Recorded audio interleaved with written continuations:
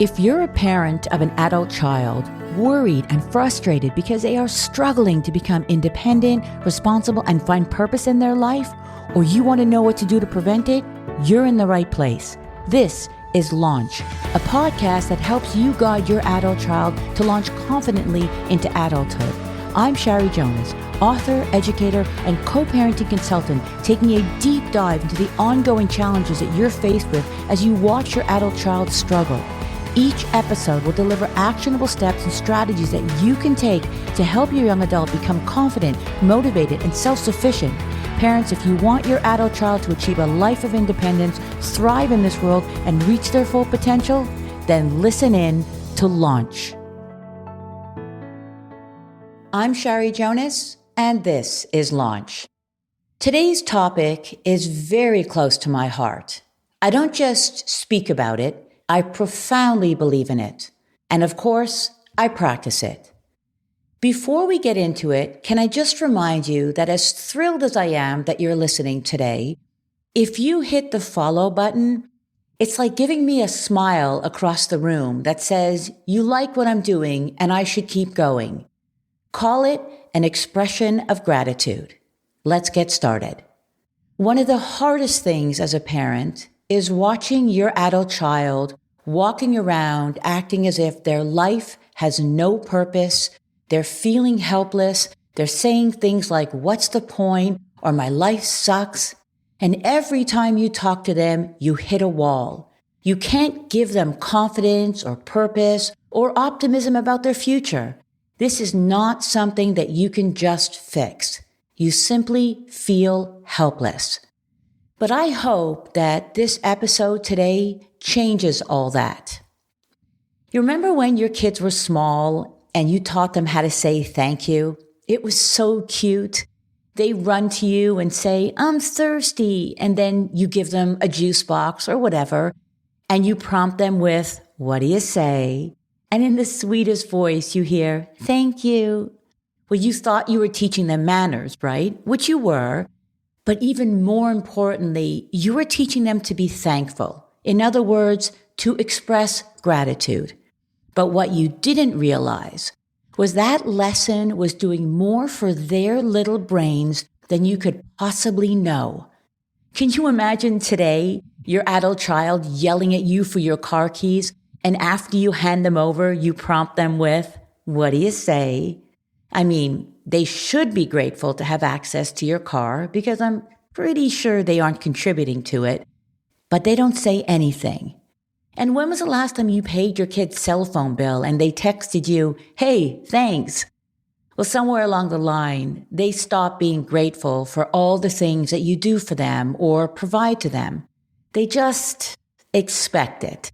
And that's often why we feel so unappreciated. But that's not the topic of this episode. Today, I'll be sharing something I bet you've never heard before, and that's the power of gratitude. More specifically, what gratitude does to your brain. You see, gratitude isn't just a pleasantry or an indication of good manners. It's actually deeply connected to neuroscience. Feeling grateful changes the chemistry in your brain and rewires it. Can you imagine that every time you feel or express gratitude, your brain releases these neurotransmitters that improve your mood, lower your stress, build resilience, and improve your relationships? It's like having a built-in antidepressant. Come on, that's pretty incredible. Well, in this episode, I'm going to explain how gratitude reshapes your brain and why something so simple can have such a powerful and lasting impact on our mental health. Now, the reason why I'm sharing it today is because practicing it, getting into the habit of it, especially for young adults, can be so beneficial that you might even consider it life-changing. First, let me tell you what happens to your brain when you feel grateful. And I'll do my best to not make this sound like a boring brain chemistry lecture. But if you bear with me, it will make a lot of sense. And right after, I'm going to give you suggestions that you can do that will get your adult kid practicing gratitude. You see, when we practice gratitude, our brain releases specific neurotransmitters that fight depression, calm the stress centers of the brain, and slowly rewire it to see hope instead of hopelessness. You must have heard of dopamine, serotonin, or at least oxytocin.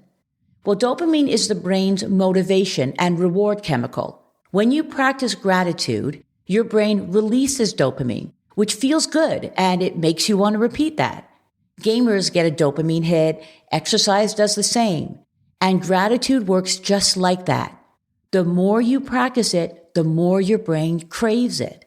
Serotonin is the mood stabilizing chemical in our brains. It works like a natural antidepressant. When you focus on things you're grateful for, your brain releases serotonin, which helps lift your mood, reduces anxiety, and also reduces feelings of sadness. Oxytocin is the hormone that makes us feel connected. When gratitude is expressed, when you thank someone or show appreciation, your oxytocin increases, which builds trust, intimacy, and deepens our connection to one another. Well, that's just the brain chemistry side of it. Gratitude also changes the structure of our brain. And because our brains have neuroplasticity, they can change. There are 3 parts of the brain that gratitude impacts. And don't worry, I won't get into the specific parts, but here's a quick summary. Gratitude helps with self-control, resilience, optimism, empathy, and managing our emotions. And again, the more you practice it, the stronger these qualities become. Gratitude also lowers cortisol. That's the body's main stress hormone. And when cortisol drops, we feel calmer, we sleep better, we think more clearly, and we have more energy to handle life. Now, wouldn't that be a nice change to see in your adult child? And even though I won't bore you with studies, everything I just told you is all backed by years of research. Okay, here's one study I have to share. When the participants of this study practiced gratitude, their brain scans showed increased activity in the prefrontal cortex. That's the area responsible for motivation, decision-making, and future thinking. And isn't that exactly what's happening in your adult child when they're moping around saying their life has no purpose? Gratitude literally switches that part of their brain back on. The bottom line is this. Gratitude changes your brain by boosting the chemicals that lift you up and reduces the ones that weigh you down. And that's why practicing it is one of the most powerful habits we can build. So, now you might be thinking, okay, Shari, this all sounds great, but what do we do to help our kids start feeling this way? I mean, we can't even get our kids out of their room, and you expect us to have them practice gratitude? Yes, in fact, I do. And I'll be honest, it's a lot easier than doing laundry, which actually does nothing for their brain. So, if you're picking your battles, choose gratitude. Here are a few actionable steps that you can take to kickstart their practice of gratitude. The first one is you modeling gratitude. Now, even as I say that, I realize that if you are not in the habit of doing this, then it's going to be a challenge for you. But let's face it, your brain needs those same feel-good chemicals just as much as your adult child's. So you might as well start doing it. I get it. Maybe you're thinking, I didn't grow up with this woo-woo shit. Or worse, you have so much negativity in your life that you struggle to feel grateful. But those, my friend, are just excuses. All you need to do is look around you at all the hardship and injustices that are going on in the world right now to realize that your life, as it is not that bad. I mean, you wouldn't be listening to a podcast if it were. So, if your health is good, your family's health is good, if you have a roof over your head, food on your plate, a job, then you have enough to be grateful about. So perhaps you do need to get into the habit of finding something every day that you are thankful for. It doesn't have to be big.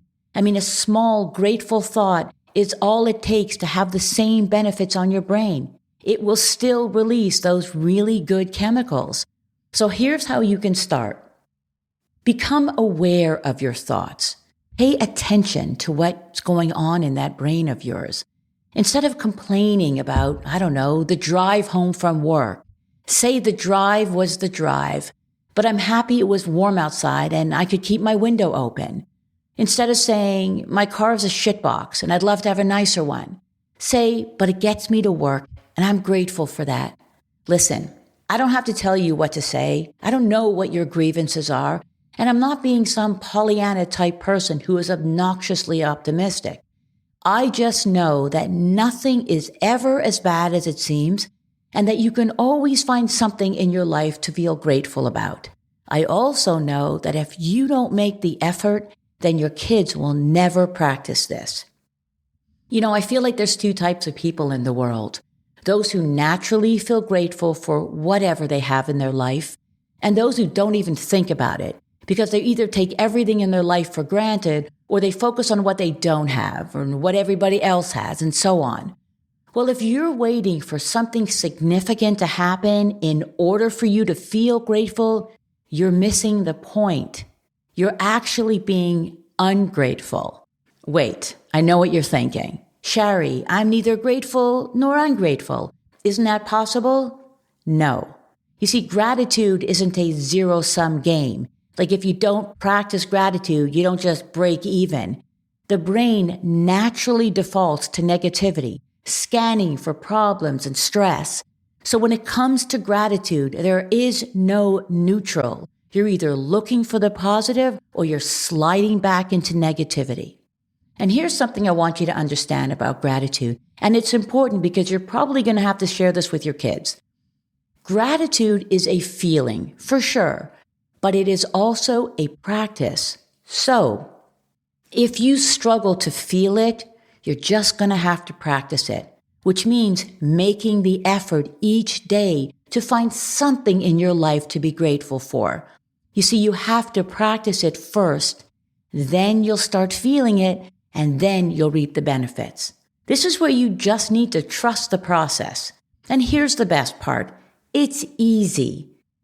I'd like you to think about one thing or one person in your life right now that makes you feel happy, that you feel fortunate to have in your life. Sit with that thought. I'd even like you to open up notes on your phone and write it out, unless, of course, you're driving. But that one little grateful thought that you just had triggered those neurotransmitters in your brain, and they gave you a boost. How do I know? Because of how you just felt, even for a second, when you had that thought in your mind about that thing or that person. Now here's the challenge.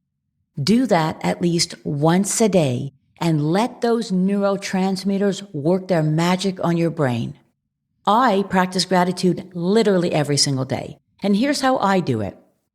If you've ever read Atomic Habits by James Clear, you know that the best way to start a habit is to stack it with another. When I have my morning coffee, I happen to add in a few extra powders, and they require stirring. I think most people stir their morning coffee anyway, but when I do, I thank the universe, my guides, angels, whoever is out there for all the blessings in my life, because I am grateful for them and I know how important it is to think about that. This has become such a habit for me that I feel bad when I'm out of my morning routine. But the truth is, you can do this anywhere at any time. And by the way, my kids know that I practice gratitude. They've seen it, they've heard it, and now they do it too, in their own way. And that's why I've spent so much time talking to you about you practicing gratitude, because I want you to show your kids. That's what modeling is all about. It's not just telling them what to do. It's actually showing them. The next suggestion I have is also something that I've been practicing for as long as I can remember, and it works. It's called journaling. Now, the research on gratitude journaling is nothing short of incredibly positive. It's shown that participants who wrote down a few things that they were grateful for each day reported better sleep, less depression, less anxiety, and greater resilience. In fact, in just a few weeks, their brains began to shift towards noticing what's good instead of getting stuck in a negativity loop. The studies show conclusively that gratitude journaling helps us to become optimistic and capable of handling our problems. Now, since our kids are always on their screens, I don't encourage that they journal online, but they can. Like I mentioned earlier, that Notes app, it's pretty convenient for writing things down. But my preference is to buy a blank journal from the dollar store, preferably a lined one with the coil in the center, so they're easier to write in. In fact, I would love it if you buy one for your kid or kids and talk to them about writing down 1 or 2 things that they're thankful for before they go to bed. We're not asking for pages and pages, just a few sentences that will take them a few minutes a day. And again, if they know or see you doing this, it would be even better. My third suggestion for practicing gratitude is probably the easiest and yet so rarely practiced. It is expressing it to others. Research from the University of Pennsylvania found that people who wrote a letter of gratitude experienced one of the biggest boosts in happiness that lasted for weeks. Other studies show that even a simple thank you note, a text message, a spoken word of appreciation, or even hitting the follow button. I'm kidding, I'm just seeing if you're listening. Not only does that strengthen relationships, but it makes the person giving it feel really good. So why not do it more often? And why not start by practicing this with your family? Seriously, when was the last time you told your kid that you appreciate a certain quality they have, or that you're thankful for something that they did? It could be as simple as saying, I don't tell you often enough, but I love that you did that, or I think you're a great kid. Well, no matter what's going on in their life, I bet they would really appreciate hearing something you like about them or something that they did, and you'll feel good saying it. You know, I began this episode by talking about one of the hardest things for parents is to see their kid unhappy.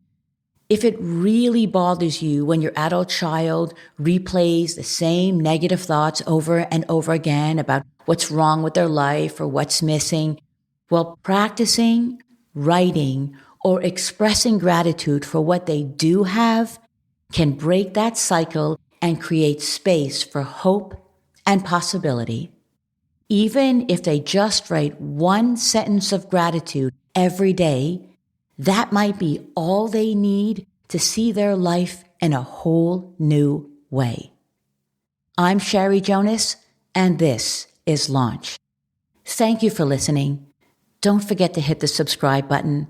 And yes, I am truly, truly grateful. I hope today's episode gave you valuable insights and actionable steps that will help you guide your young adult to launch successfully into adulthood. If you found this topic helpful, feel free to leave a comment and hit the subscribe button so you never miss an episode. Leaving a 5-star review helps us reach more parents who are dealing with the same issues. And if there's something you want to ask me, I invite you to join Launch Advice, my weekly publication where I answer one question from parents just like you. It's free advice that will appear in your inbox probably when you need it the most. Just click Launch Advice in the show notes and don't forget to email me your confidential question. And remember, no one ever said parenting is easy, especially when you're raising an adult. Talk to you soon.